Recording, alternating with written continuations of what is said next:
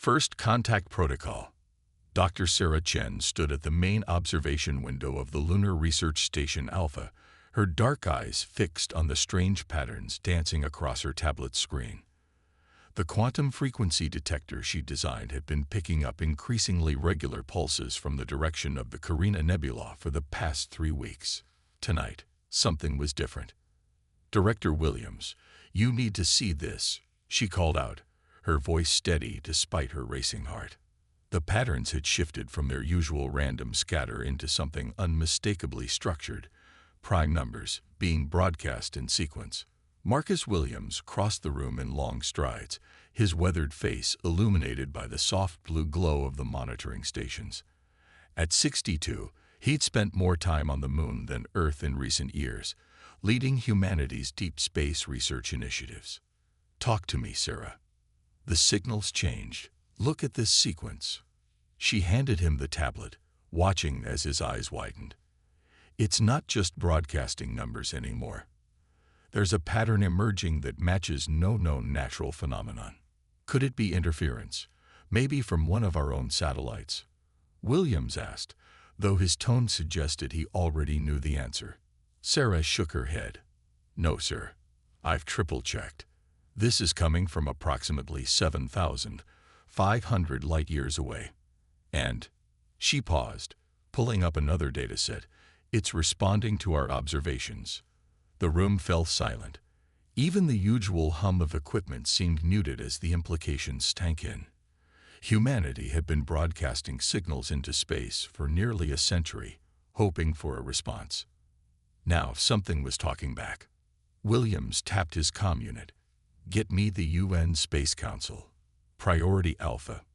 Within hours, the station's main conference room was packed with holographic projections of Earth's leading scientists and government officials. The signal data streamed across multiple screens as Sarah explained her findings.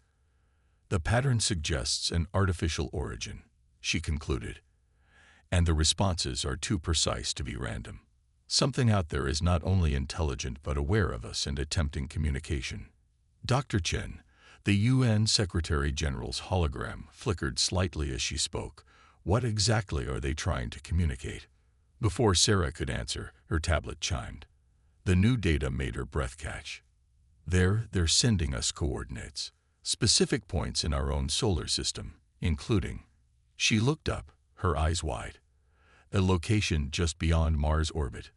The room erupted in overlapping conversations. Williams raised his hand for silence. "Are you suggesting they're already here?" "Not exactly," Sarah replied, her fingers flying over the tablet. "The coordinates suggest a meeting point. They're inviting us to a formal first contact." The debate that followed lasted for days. While Earth's nations argued over protocols and preparations, Sarah and her team worked tirelessly to decode more of the incoming messages. The aliens, who called themselves the Viridian Alliance, communicated with remarkable precision, sharing detailed specifications for a safe meeting procedure.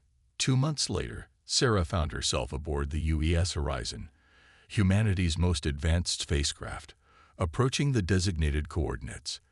As the ship's lead xenolinguist and the first to detect the signal, she'd fought hard for her place on this historic mission. Approaching final position, Captain Rodriguez announced from the bridge, "All systems nominal." Sarah watched through the observation window as space itself seemed to shimmer, like heat waves rising from hot pavement. A massive ship materialized before them, its surface a shifting pattern of iridescent colors that seemed to defy physics. "By all the stars," someone whispered behind her. The alien vessel was beautiful, its design organic yet clearly artificial, like a coral reef crafted from living metal. It dwarfed the horizon, making their most advanced ship look like a tugboat beside an ocean liner.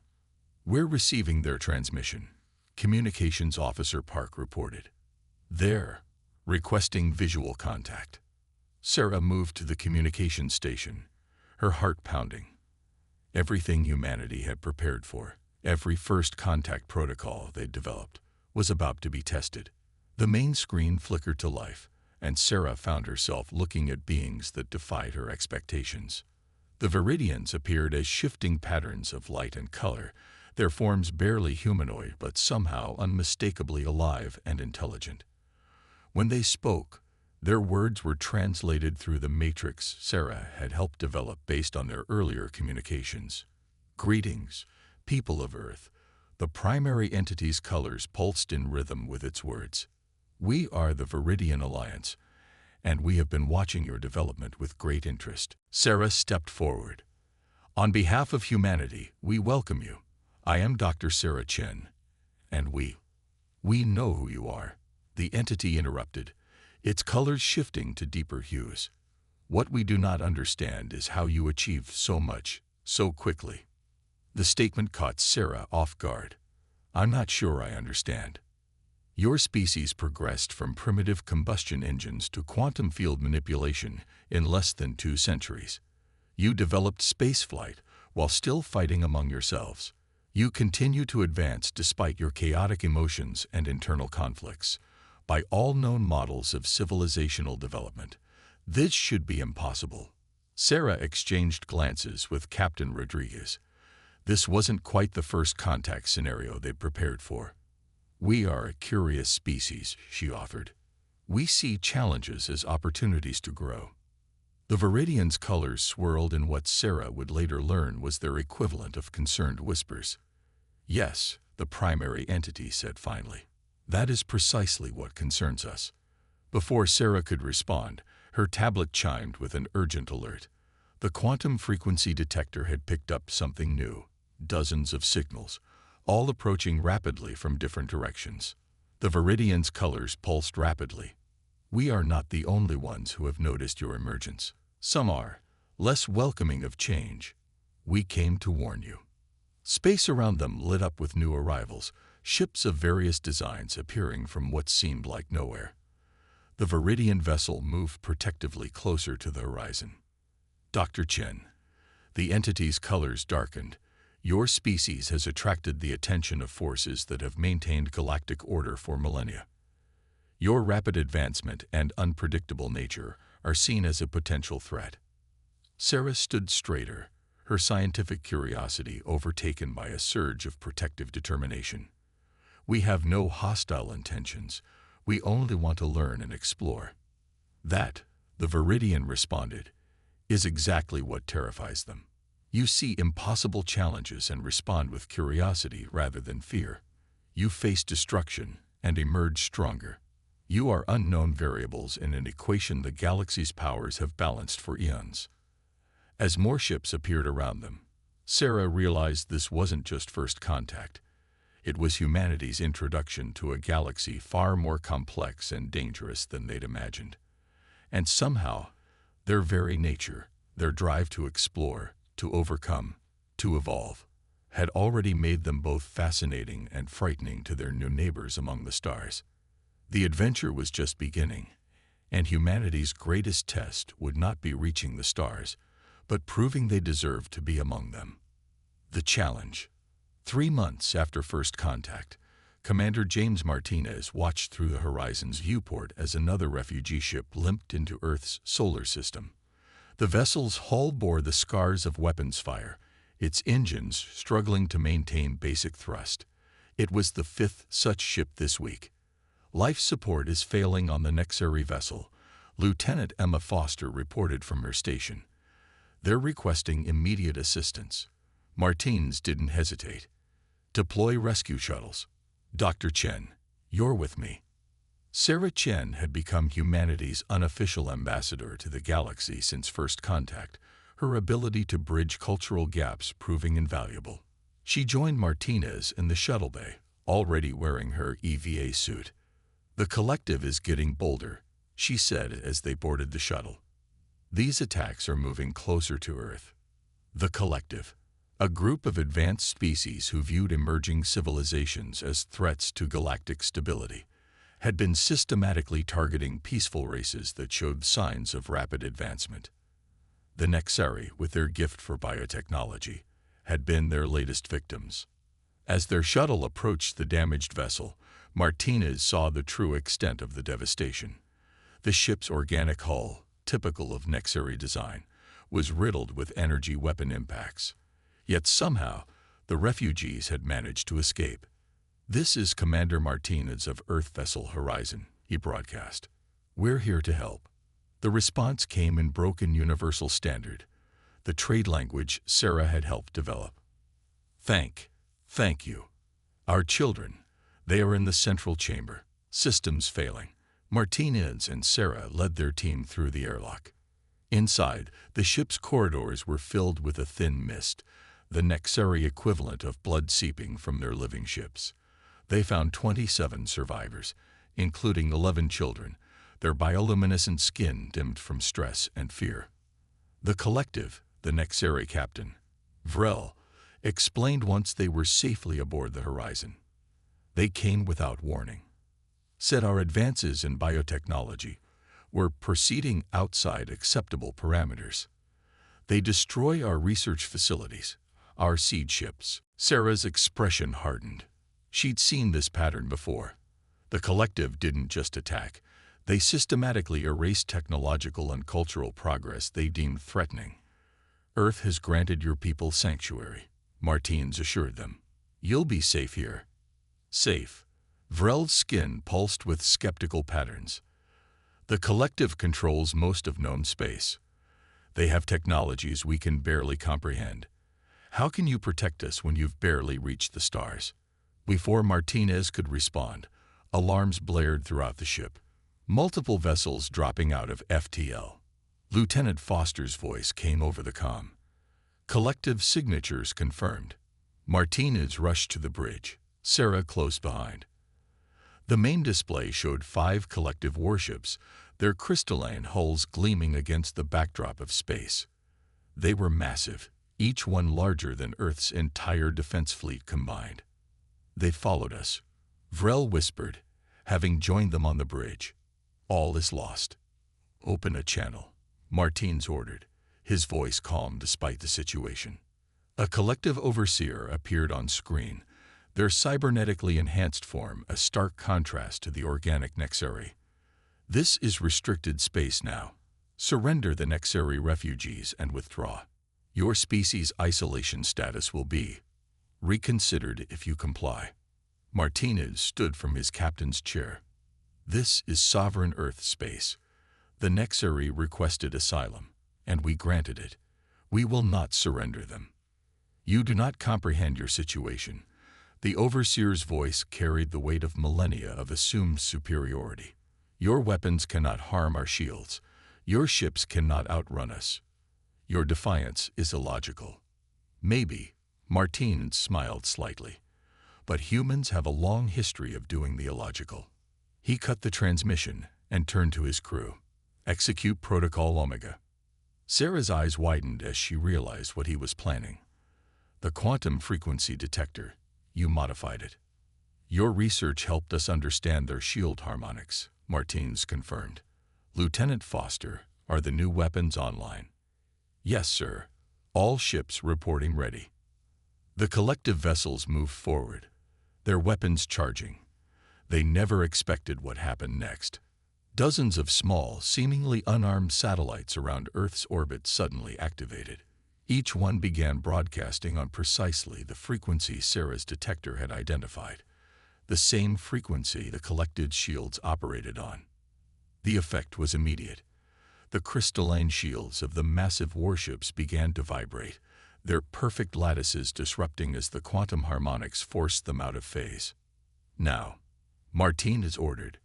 Earth's defense fleet emerged from behind Mars, their new weapons, designed based on studying the debris from previous collective attacks, fired in perfect synchronization. The beams passed through the disrupted shields like they weren't there. The collective ships, for the first time in their long history, were vulnerable. "Impossible!" Vrel's skin flashed with astonishment. "Their shields are impenetrable." "We're impenetrable," Sarah corrected. "Humans have a tendency to find solutions others think impossible." The battle was brief but decisive. 2 collective ships were disabled, 1 retreated, and 2 surrendered. For the first time in known history, the collective had been defeated in direct combat. Hours later, as Martinez submitted his report to Earth Command, Sarah spoke with the Nexari refugees. Their skin now pulsed with patterns of hope and amazement. You turned their greatest strength into a weakness, Vrel said. But how did you know it would work? We didn't, Sarah admitted. But humanity has learned that the best way to overcome a superior force is to change the rules of engagement. We couldn't match their technology, so we found its frequency and disrupted it instead. The collective has dominated space for thousands of years, another Nexari added. No one has ever challenged them successfully. Martinez joined them, having finished his report. Then it's about time someone did. Your people can help us understand their biotechnology better, and we can help protect you. Together, we might be able to show the galaxy there's another way. As news of the battle spread across known space, something unprecedented happened. Other species, long cowed by the collective's technological superiority, began to take notice. Humanity hadn't just defended itself, it had proven that the supposedly invincible could be defeated with ingenuity and determination. The collective retreated from Earth's space, but everyone knew this was just the beginning. Humanity had announced its presence in the galaxy not with grand declarations or displays of overwhelming force, but by doing what they did best, seeing an impossible challenge and finding a way to overcome it. The galaxy was changing, and humanity's unique approach to problem-solving would help shape its future. The question was no longer whether humans deserved a place among the stars, but how their arrival would transform the cosmic order that had stood unchanged for millennia. Survival instinct. The emergency beacon pulsed weakly in the twisted wreckage of the UES Horizon Io. Lieutenant Emma Foster dragged herself from beneath a fallen support beam, her environmental suit's integrity warning flashing in her helmet display. Around her, the bridge of humanity's most advanced exploration vessel lay in ruins. Sound off, she called out, switching to the emergency frequency. Who's alive? Responses came in slowly. 3 human crew members, 2 Viridian diplomats, and 4 Nexari scientists had survived the ambush. The collective's new weapon had torn through their shields like they weren't there, forcing an emergency landing on the unnamed planet below. Status report, Emma commanded, forcing herself to focus through the pain of what was certainly a broken rib. Main powers dead, Sergeant Chen reported. Life support's running on backup, but he glanced at their alien passengers. The atmospheric processors are damaged. We can't maintain compatible conditions for all species much longer. The Viridian's light forms flickered anxiously, while the Nexari's skin pulsed with distress patterns. Each species required different atmospheric conditions to survive, and the ship's environmental systems had been maintaining separate zones for each. Now, that protection was failing. The planet's atmosphere? Emma asked, though she already knew the answer. Toxic to all of us, Dr. Patel, their xenobiologist, reported. High concentrations of chlorine gas, atmospheric pressure twice Earth normal, and temperature hovering around 45 degrees Celsius. Emma processed this information. Their distress beacon was working, but help would take at least 3 days to reach them. Their environmental suits and the aliens' protective fields wouldn't last that long. Lieutenant, one of the Viridians spoke, their colors dim with what Emma had learned to recognize as resignation. We understand if you need to prioritize your own species' survival. That's not how we do things, Emma replied firmly. She turned to Dr. Patel. The Nexari ships, they're partially organic, right? And they can adapt to different environments. Yes, but we don't have a ship, Dr. Patel started, then her eyes widened as she understood. The wreckage. You want to use parts of their biotechnology to modify our environmental systems. Can it be done? The Nexari scientists conferred briefly, their bioluminescence pulsing with rapid calculations. Theoretically, one answered. But the atmospheric processors would need to be completely redesigned. We've never attempted to merge our biotechnology with human systems.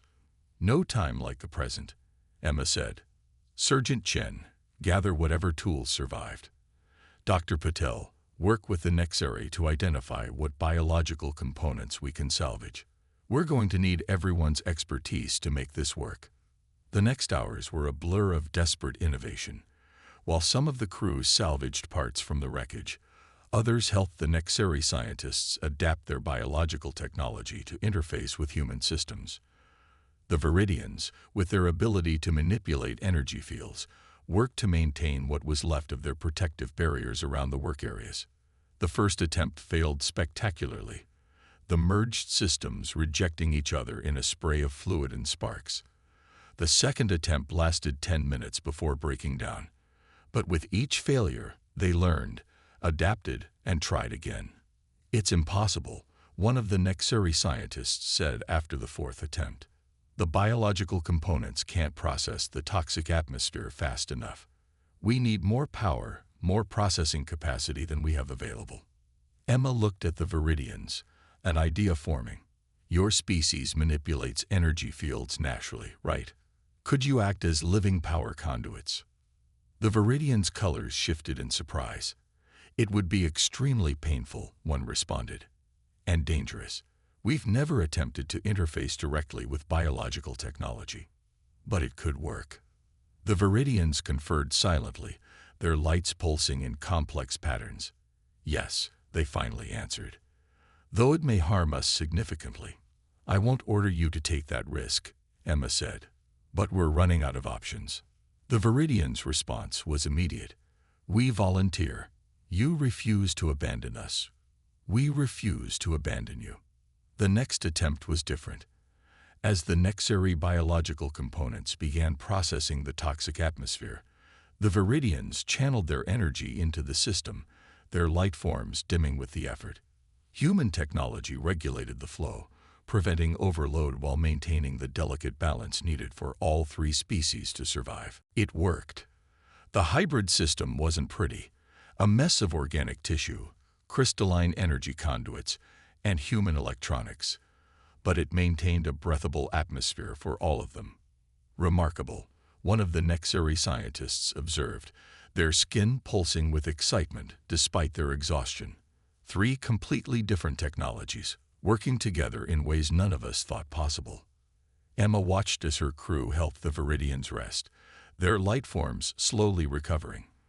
The Nexari were already studying the hybrid system, discussing potential improvements. In trying to survive, they'd created something entirely new. The rescue ships found them 3 days later. The hybrid environmental system was still functioning, and all survivors were alive. But they'd gained more than just their lives. The collective believes in rigid separation of technologies, one of the Viridian diplomats noted as they were being evacuated. They think different species should develop along predictable, controlled paths. But you humans, you see boundaries as suggestions and impossibilities as challenges. "We call it adaptation," Emma replied, helping them aboard the rescue vessel. "Taking what works, leaving what doesn't, and not being afraid to try something new when the old ways aren't enough." The Nexari scientists insisted on documenting everything about their hybrid system. "This could revolutionize environmental engineering," they explained, their skin pulsing with patterns of excitement. "Three species technologies working together.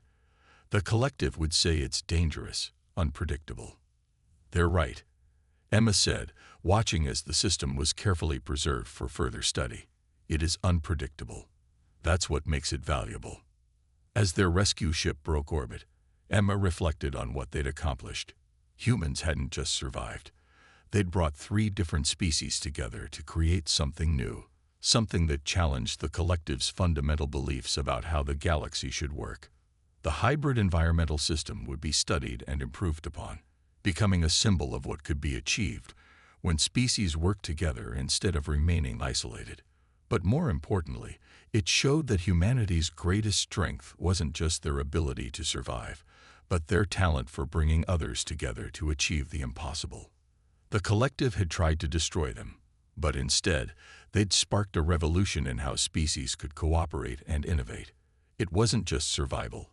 It was evolution, adaptation, and growth. And it was just the beginning. The human factor. Dr. Sarah Chen stood before the Galactic Council's emergency session, trying to hide her exhaustion. For 6 days straight, she'd been mediating talks between the Arcturus Concordat and the Helios Federation, two of the galaxy's oldest civilizations now on the brink of war. The collective's recent defeats had destabilized centuries-old power structures, and ancient rivalries were resurging. The situation is deteriorating. The Viridian representatives' colors pulsed with anxiety. Both sides are mobilizing their fleets. Our logical arguments for peace have failed. Sarah watched the holographic displays showing military movements in disputed sectors. The Arcturians, with their crystalline technology, claimed ancestral rights to systems the Helios Federation had colonized centuries ago. Both sides had presented perfect logical arguments for their positions. Both sides were absolutely certain they were right. Perhaps, Sarah said carefully, we're approaching this the wrong way. Logic alone isn't solving this. The council chamber fell silent. For most advanced species, suggesting that logic wasn't the answer was almost heretical. The collective's influence had promoted pure rationality as the highest form of civilization for millennia. Explain, the council leader requested, their energy form flickering with curiosity. Sarah stepped forward, activating a new holographic display. The Arcturians claimed these systems based on historical records showing they were the first to discover them. The Helios Federation claims them based on centuries of continuous habitation. Both arguments are logically sound, which is why we're deadlocked. Correct. The Arcturian representative's crystalline form pulsed with harmonic agreement. Our claim is historically verified.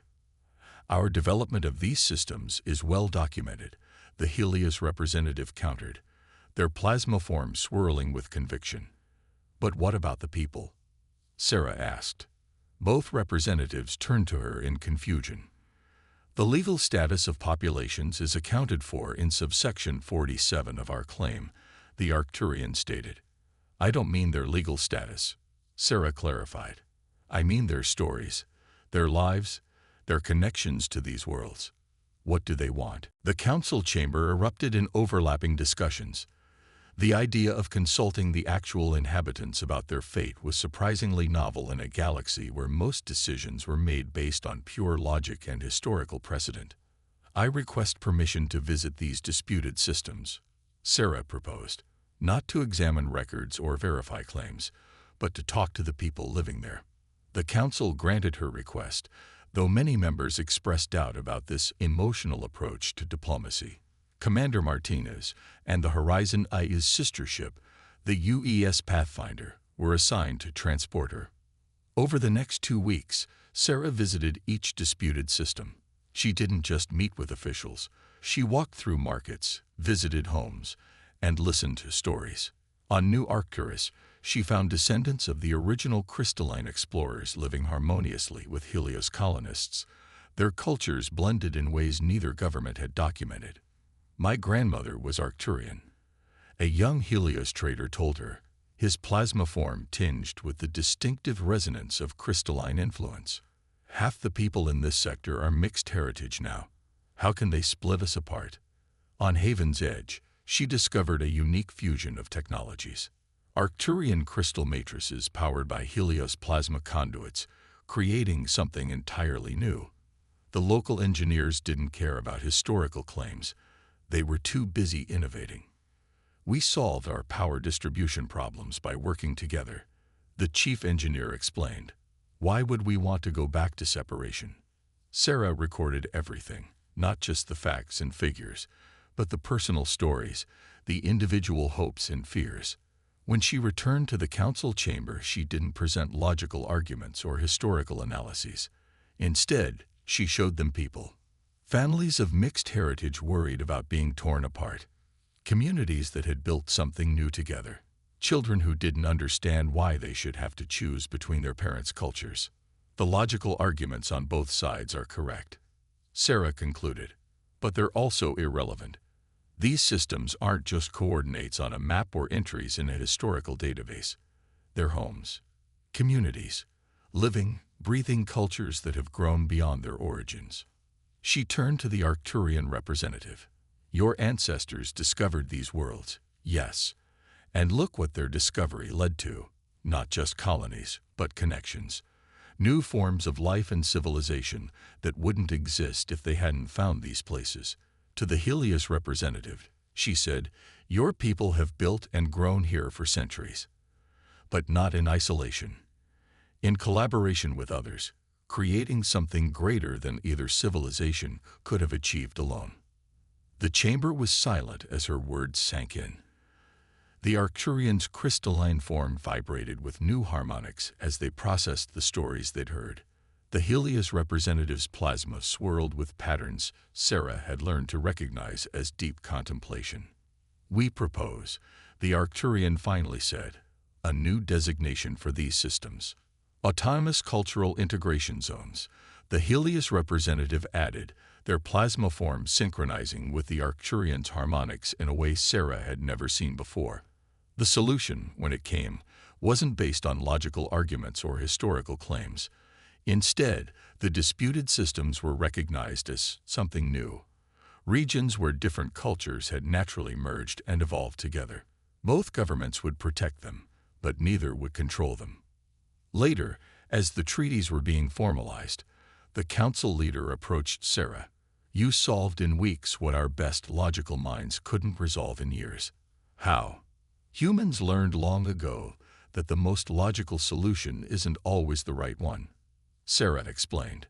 "Sometimes you have to look at the heart of a problem, not just its rules and reasons." "Your species' emphasis on emotional understanding," the leader observed, "which many considered a primitive trait, may be more valuable than we realized." Sarah smiled. "Logic tells us how to do things.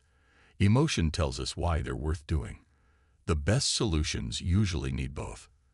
As news of the peaceful resolution spread, other species began to reconsider their approaches to similar conflicts. Humanity's primitive emotional intelligence had succeeded where pure logic had failed, suggesting that true advancement might require more than just technological progress. The galaxy was learning that humanity's greatest contribution might not be their adaptability or their innovation, but their ability to understand and value the connections between people, even when those people weren't human at all. Legacy of Earth. 5 years after first contact, the Galactic Council gathered for a historic session. The massive chamber, usually organized by technological advancement levels, looked different now. Representatives from various species sat mixed together, their traditional segregation replaced by a more organic arrangement that would have been unthinkable before humanity's emergence. Commander James Martinez, Captain Emma Foster, and Dr. Sarah Chen sat in the center of the chamber, still somewhat amazed to be there. Earth's representatives had been invited to address the full council about the changes sweeping through known space. "The old order is gone," the council leader began, their energy form radiating patterns of both concern and hope. "The collective's influence wanes. Ancient barriers between species are falling, and at the center of all this change, we find humanity." The chamber's holographic displays showed scenes from the past 5 years. The defeat of the collective fleet, the hybrid environmental system that saved lives on a toxic world, the peaceful resolution of the Arcturus-Helios conflict. But more importantly, they showed what came after. "Impossible," Sarah whispered to Martinez, looking at the latest data. Across known space, species that had never cooperated were working together. The rigid hierarchies and separation of technologies that had dominated galactic civilization for millennia were breaking down. "We've been studying your species intensively," the Viridian representative said, their colors shifting thoughtfully. "Trying to understand how you catalyze such profound changes in such a short time." Emma stepped forward. "With respect, I think you're looking at it backwards. We didn't cause these changes. We just showed they were possible." "Explain," the council leader requested. Martinez stood. "The collective maintained order by convincing everyone that cooperation between different species was dangerous, that technologies couldn't be mixed, that pure logic was the only path to advancement. But they were wrong. Look at Earth's history," Sarah added. "We advanced not by following a single path, but by trying everything we could think of. We succeeded not by avoiding our emotions, but by understanding them. We grew stronger not by staying separate, but by coming together. The displays showed new images, a Nexari colony ship using Viridian energy fields to power its biological systems, an Arcturian space station where crystalline technology merged with Helios plasma conduits, a medical facility where human doctors worked alongside alien healers, combining different approaches to save lives. You didn't just survive the challenges we presented, the Nexari representative observed, their skin pulsing with revelation patterns. You showed us all a new way to face them. Not new, Emma corrected, just forgotten. The galaxy was so focused on maintaining order that it forgot the power of chaos, of creativity, of connection. The chamber fell silent as the implications sank in. Humanity hadn't just survived first contact. They had inadvertently demonstrated that many of the galaxy's fundamental assumptions about civilization were wrong. The collective believed that advancement had to be controlled, measured, logical, Martine said. But look at what's happening now that those artificial barriers are falling. The displays showed more examples, species working together to terraform worlds that neither could inhabit alone. Trading posts where different civilizations freely shared ideas and technologies. Research stations where multiple approaches to science yielded breakthroughs that no single species could have achieved. We call it emergence, Sarah explained. When simple parts interact freely, they can create something greater than themselves. Life itself works this way. So do societies, cultures, and now, galactic civilization. And what of the dangers? A former collective representative asked. The chaos, the unpredictability. Those aren't bugs, Emma smiled. They're features. Life isn't meant to be perfectly ordered. Growth isn't meant to be perfectly controlled. The messiness, the complexity, the challenges, that's where the magic happens. The council leader's energy form pulsed with what humans had learned to recognize as profound understanding. Your species was judged primitive because you embraced chaos, emotion, and change. Now we see that these traits, combined with your intelligence and determination, make you uniquely suited to guide us into a new era.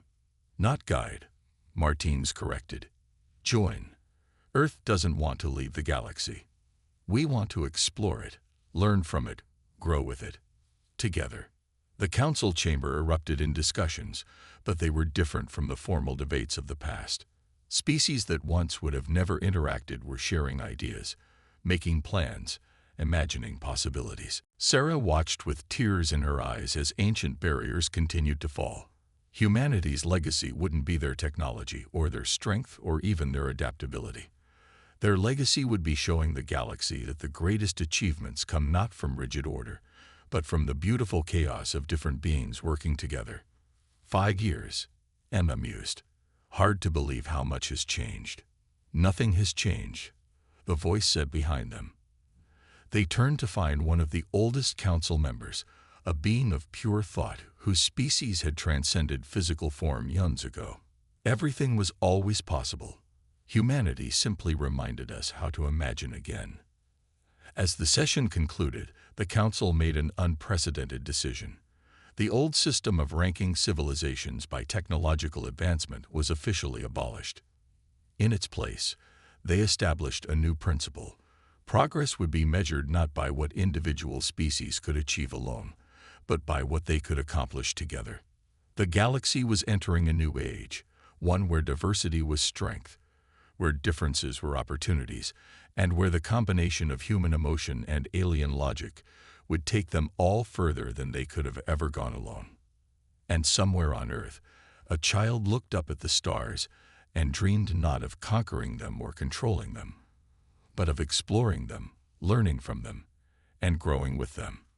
The legacy of Earth would be written not in power or dominion, but in connections, innovations, and the endless possibilities that arise when different beings come together to face the unknown as one.